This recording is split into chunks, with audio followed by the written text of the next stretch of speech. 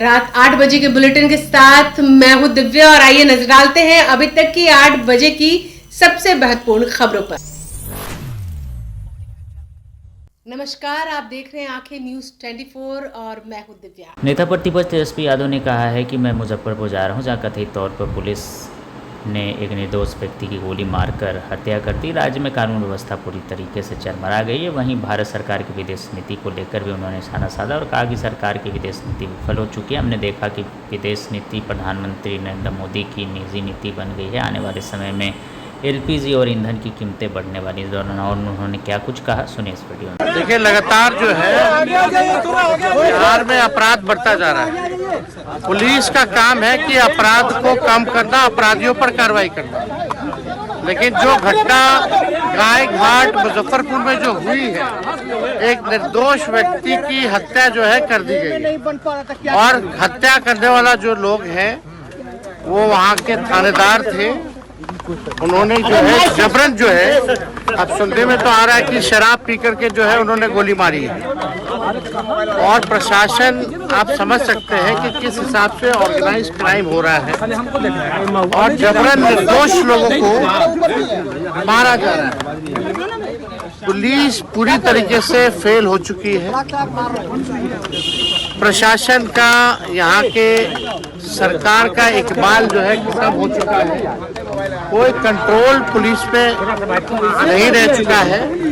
अराजकता का माहौल पूरी जगह, पूरे बिहार में भरा हुआ है और हर दिन गोलियां चल रही हैं, अपराधी बेलगाम हो चुके हैं और बिहार जो है हाहाकार जो है कर रहा है। तो आज जो पीड़ित परिवार जो है, जिनकी हत्या की गई है पुलिस के द्वारा और अब तक सरकार जो है कोई कठोर कार्रवाई नहीं की है, तो हम लोग आज पीड़ित परिवार से मिलने जा रहे हैं और प्रशासन के लोगों से भी मांग करते हैं कि जो भी दरोगा ने गोली मारी है निर्दोष व्यक्ति की, उसको जो है कठोर से कठोर सजा जो है वो मिलनी चाहिए।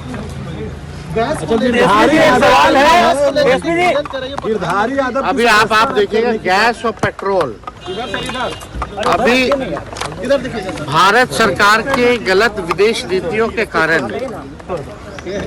और आगे आप देखिएगा ये कठिनाइयां, परेशानियां और बढ़ेंगी। गैस की किल्लत होगी और पेट्रोल और डीजल का दाम भी जो है अभी बहुत बढ़ने वाला है, क्योंकि सरकार को केवल अपने से मतलब है, ना कि देश से मतलब है। जो भी इनकी नीतियां रही है, फॉरेन पॉलिसी रही है, पूरी तरीके से फ्लॉप रही है।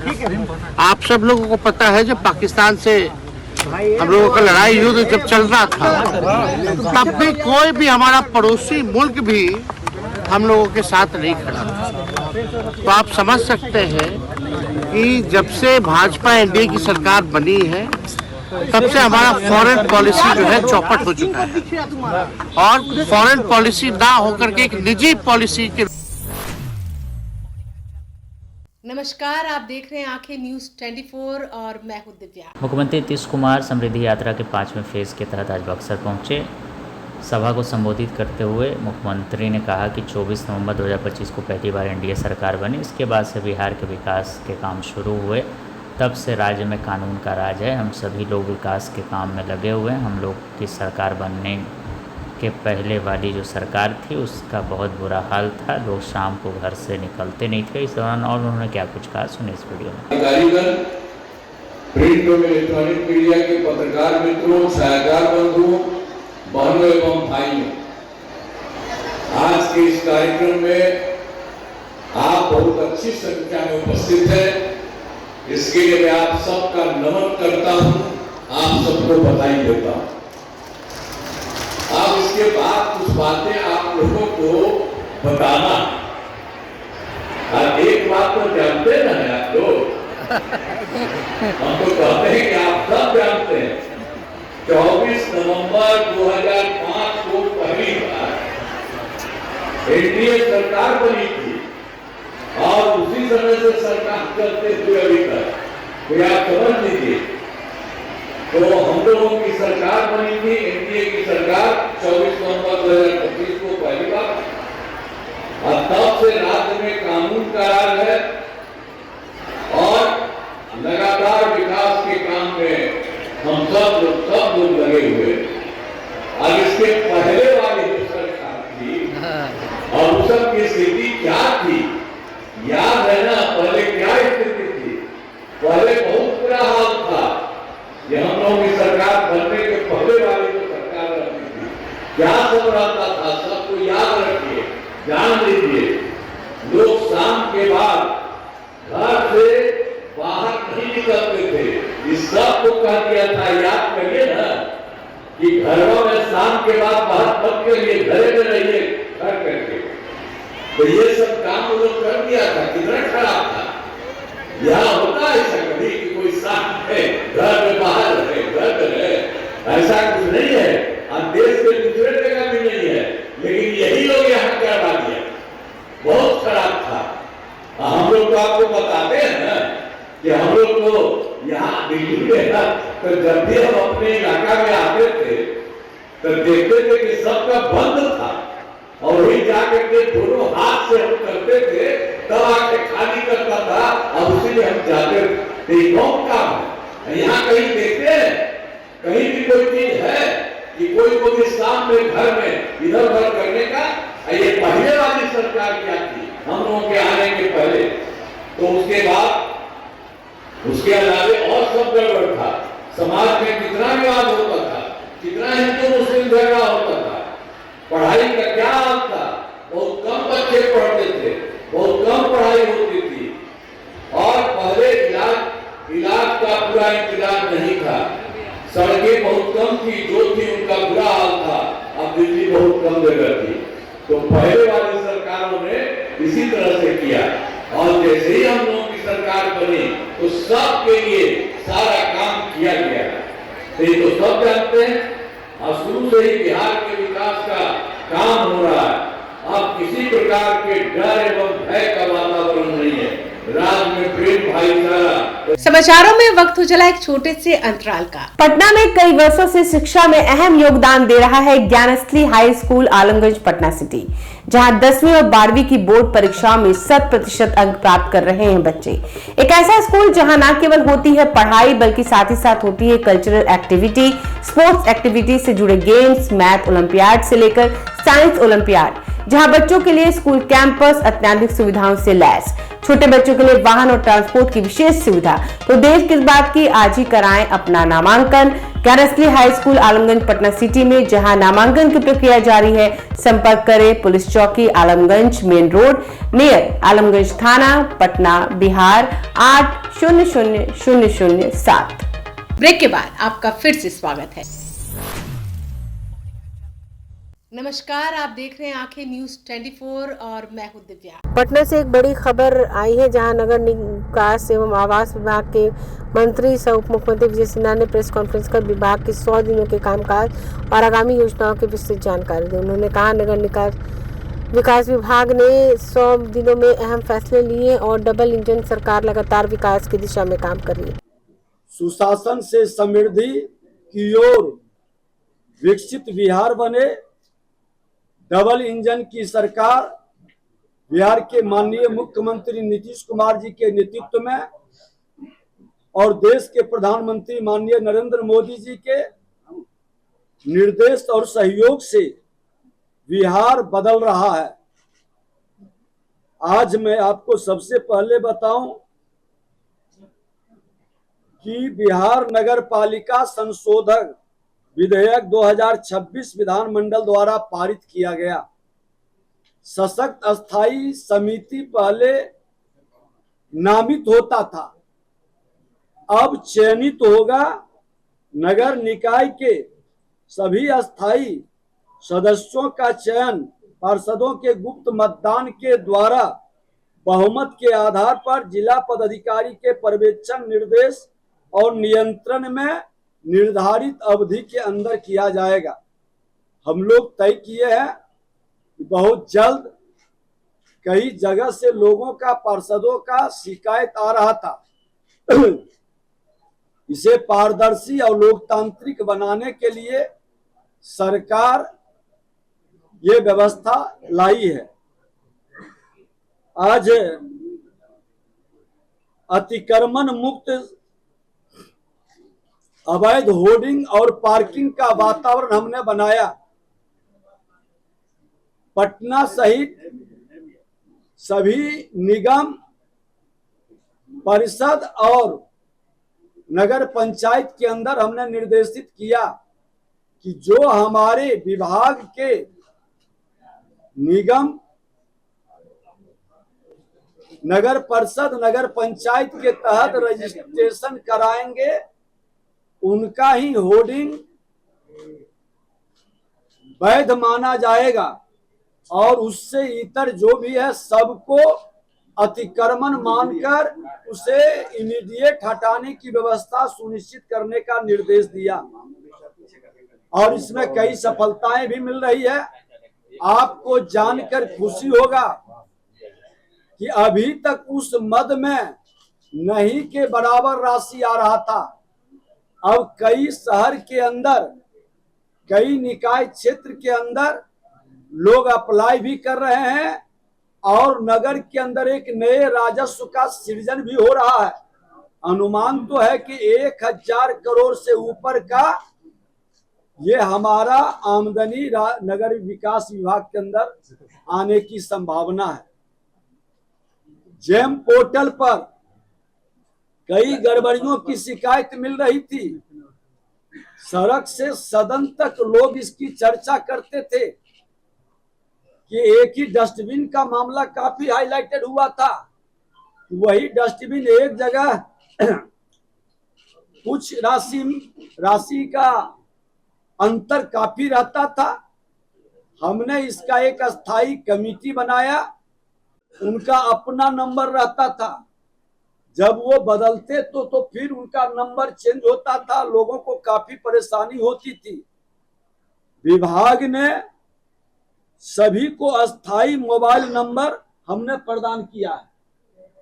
ये पहली बार, ताकि पदाधिकारी बदलेंगे लेकिन नंबर रहेगा, लोग को अपनी शिकायत से समाधान की ओर आसान होगी। स्वच्छता के नाम पर कई जगह से शिकायत और आप लोगों के माध्यम से आता था। कई तरह की गड़बड़ी की शिकायत भी मिलती थी। सारे पहलुओं पर हमने विचार करके स्वच्छता के नाम पर खाना पूर्ति या अराजकता या करप्ट प्रैक्टिस का माहौल को कम करने के लिए, खत्म करने के लिए हमने एक विभाग के द्वारा हमारे उच्च स्तरीय पदाधिकारी ने बैठकर प्रधान सचिव के देखरेख में आरएफपी बनाने का निर्देश दिया है, जो पूरे बिहार में लागू होगा और पहले से वो ज्यादा व्यवहारिक और बेहतर हो और राशि का दुरुपयोग न हो, इसको भी ध्यान में रखा गया है। आपको जानकर के ये खुशी होगा कि हमने निर्देशित किया कि बिहार के अंदर जो राजस्व विभाग के अंदर पहले ही घोषित हुआ था, अब नगर विकास विभाग के अंदर 100 वाहन से टैक्स फ्री करने का शहरी क्षेत्र के पार्किंग में निर्देशित किया गया। जो पार्किंग में रुकेंगे, उसी से कई जगह से शिकायत आ रही थी कि पार्किंग है, वहां से जो गाड़ी गुजर रहा है उससे भी पैसे की वसूली का वातावरण बना रहा है। ये वातावरण अब समाप्त करने का और सभी पार्किंग स्थल पर एक रेट चार्ट लगाने का स्पष्ट निर्देश दिया गया है और इसको अनुपालन कराने का भी। आवास बोर्ड को पारदर्शी बनाने का और पूर्व के आवंटन की कई गड़बड़ी और शिकायत को समाप्त करने के लिए प्रधान सचिव और संबंधित पदाधिकारियों के देखरेख में और उस पर जो अतिक्रमण है, ये सारे विषय को और पारदर्शी बनाने का निर्णय लिया गया है। मैं आपको बता दूं नमस्कार, आप देख रहे हैं आंखें न्यूज 24 और मैं हूं दिव्या। पटना में 27 मार्च को रामनवमी मनाई जाएगी। रामनवमी की तैयारी को लेकर प्रेस कॉन्फ्रेंस का आयोजन किया गया। शयान कुलार ने रामनवमी की तैयारी को लेकर बताया। उन्होंने कहा कि रामनवमी पर पटना में 52 जगहों से झांकियां निकलेगी। 2 लाख भगवा ध्वज से पटना सजेगा। जगह जगह कमांड एंड कंट्रोल सेंटर की स्थापना होगी। CCTV के जरिए लाइव मॉनिटरिंग होगी। बिना प्रसाद और माले के दर्शन करने वाले श्रद्धालुओं के लिए उत्तरी द्वार खोल दिया जाएगा। एक भक्तों में कंफ्यूजन है कि रामनवमी 26 को मनाई जाएगी कि 27 को मनाई जाएगी। इसको लेकर हम लोगों ने बनारस और पटना के सभी ज्योतिषों से, आचार्यों से बात की और उन लोगों ने हमें बताया कि रामनवमी हमेशा सुबह 11 बजे से 1 बजे तक मनाई जाती है और नवमी तिथि जो 26 को पड़ रही है, बनारस पंचांग के हिसाब से वो 2:12 दोपहर से है और मिथिला पंचांग के अनुसार वो 2:20 से है। इसीलिए 11 से 1 के बीच में नवमी तिथि 26 को नहीं पड़ने के कारण हम लोग रामनवमी 27 तारीख को ही मनाएंगे। सबसे पहली बात तो ये है कि 27 को ही रामनवमी, बिहार सरकार में भी 27 को ही ऑफिशियल गजेटेड है। केवल दिल्ली सरकार और दिल्ली के कुछ ऑर्गेनाइजेशंस इसको 26 तारीख को मना रहे हैं। आपको जैसा ज्ञात होगा कि रात को 2 बजे ही पट खोल दिया जाएगा और मंदिर में जो ध्वजा पूजन है, क्योंकि 9 से 12 के बीच में राहु काल लग रहा है, इसीलिए उसे 8:45 से किया जाएगा और 12 बजे तक लगभग ध्वजा पूजन कार्यक्रम हो जाएगा। बिना फूल माला या प्रसाद के अगर कोई लोग मंदिर में दर्शन करना चाहते हैं तो उनके लिए जो हमारा उत्तरी गेट है उसको लगभग 12 बजे के बाद खोल दिया जाएगा। जो बिना प्रसाद माला फूल के यहाँ पर आते हैं दर्शनार्थी, उनके लिए सुविधा हम लोग दे रहे हैं। इसके अलावा जो सबसे पहले जो 10 लोग मंदिर में आते हैं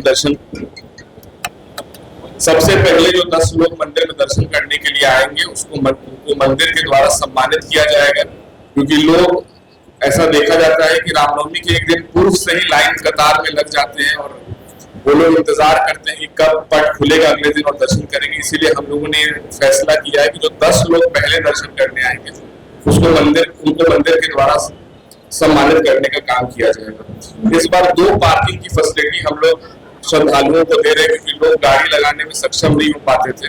तो प्रशासन से बात करके हम लोग 2 जगह पार्किंग की फैसिलिटी दे रहे हैं। मल्टी लेवल पार्किंग आप GPO गोलंबर पर देख रहे हैं और एक बुद्धा स्मृति पार्क के पास भी एक पार्किंग बना है, वहां पर भी हम लोग जो है पार्किंग की सुविधा श्रद्धालुओं को दे रहे हैं। प्रशासन ने हम लोग का सहयोग किया है और उस दिन केवल रामनवमी पर दर्शनार्थियों के लिए वो पार्किंग अवेलेबल रहेगा, आम जनमानस के लिए पार्किंग नहीं रहेगा। इसके अलावा हम लोग जो LED स्क्रीन्स है, 20 LED स्क्रीन्स कुल मिलाकर GPO गोलंबर और उसके आगे तक लगाने का काम कर रहे हैं, जिससे श्रद्धालु जो लाइन में लगे वो भी हनुमान जी का दर्शन कर सके। इसके लिए 20 LED स्क्रीन्स हम लोग लगा रहे हैं। जो फूल है, जो हनुमान जी का श्रृंगार है, वो हम लोग उसके लिए फूल कलकत्ता से मंगा रहे हैं और कलकत्ता वाले हम लोग की टीम ने बताया है कि फूल वो लोग कंबोडिया, वियतनाम से भी मंगाएंगे, जिससे हनुमान जी के श्रृंगार को और 4 चांद लग सके। हम लोगों ने और CCTV कैमरास लगाने के लिए रिक्वेस्ट किया था कि आप लोग अपने महावीर मंदिर TOP जो है उसमें पटना प्रशासन के द्वारा CCTV कैमरास के लिए स्क्रीन लगाई जा सके, जहां पर मॉनिटरिंग जो है, क्योंकि बहुत सारे कंप्लेंट्स आते थे कि लोग किसी का वॉलेट चोरी हो जाता था, किसी का फोन चोरी हो जाता था। तो हम लोगों ने और CCTV कैमरास लगाए हैं और वहां पर मॉनिटरिंग के लिए हमेशा 24 घंटे मॉनिटरिंग के लिए 365 दिन परमानेंट व्यवस्था जो है रामनवमी से प्रारंभ हो जाएगी और ये हमेशा होती रहेगी। पूरे रास्ते के दौरान पूरे जितने मार्ग है सभी जगहों पर सांस्कृतिक कार्यक्रम भी होते रहेगा और हम लोगों ने मेडिकल टीम, एम्बुलेंस और शौचालय आदि की भी व्यवस्था बाहर में रखी है, क्योंकि लोगों को 8-8, 9-9 घंटे लाइन में लगना पड़ता है। तो हम लोगों ने ये सब व्यवस्था भी वहां पर रखी है। और हमने पटना प्रशासन से एक रिक्वेस्ट किया है कि किसी भी श्रद्धालुओं को हाथ पकड़कर जो हटाया जाता है हनुमान जी से जो दर्शन करने आते हैं, वो वैसा व्यवहार किसी के साथ न किया जाए, क्योंकि बहुत लोग बहुत इच्छा, मतलब बहुत मनोकामना लेकर यहाँ पर आते हैं, लेकिन उनके साथ अगर अच्छा व्यवहार नहीं होता है तो वो लोग निराश होकर चले जाते हैं। तो सबके साथ मानवीय व्यवहार किया जाए, इसका भी हम लोगों ने रिक्वेस्ट किया है। और जो लोग फूल माला के बिना आए, उनसे आग्रह है कि पहले से ही 9 बजे से ही लोग गेट के पास आ जाते हैं और वहां पर अराजक स्थिति उत्पन्न हो जाती है। वो लोग 12 बजे के बाद ही आए। और हम लोग जितने भी VIPs हैं उनसे भी रिक्वेस्ट करते हैं कि वो लोग भी दोपहर के बाद ही आए। VIP आते हैं तो कहीं न कहीं आम जनमानस को तकलीफ उठानी पड़ती है। सभी VIP से भी आग्रह हम लोग करते हैं कि 12 बजे के बाद ही मंदिर में आए, हनुमान जी का दर्शन करें। बहुत बहुत धन्यवाद। सर, इस वजह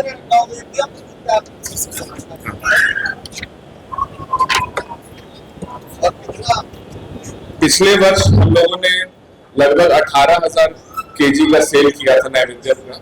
इस बार हम लोग 20,000 से ज्यादा नैवेद्यम का सेल करेंगे, ऐसा हम लोग का मानना है। और हम लोग 24,000 किलो नैवेद्यम बनाने की व्यवस्था रख रहे हैं। और इसके लिए हम लोगों ने इंडक्शन बेस्ड चूल्हा भी गुजरात से मंगाया है और उस पर भी तैयारियां चल रही हैं। और जगह जगह पर काउंटर्स, नैवेद्य में काउंटर्स लगाए जा रहे हैं। आप लोग देखेंगे रास्ते में भी बहुत जगह नैवेद्य में काउंटर्स लगे हैं। अगर आपने अभी तक हमारे चैनल को सब्सक्राइब नहीं किया है तो हमारे चैनल को जल्द से जल्द सब्सक्राइब करें, लाइक करें और शेयर करें। और ताजा तरीन खबरों के लिए लगातार जुड़े रहे आंखें न्यूज़ 24 के साथ।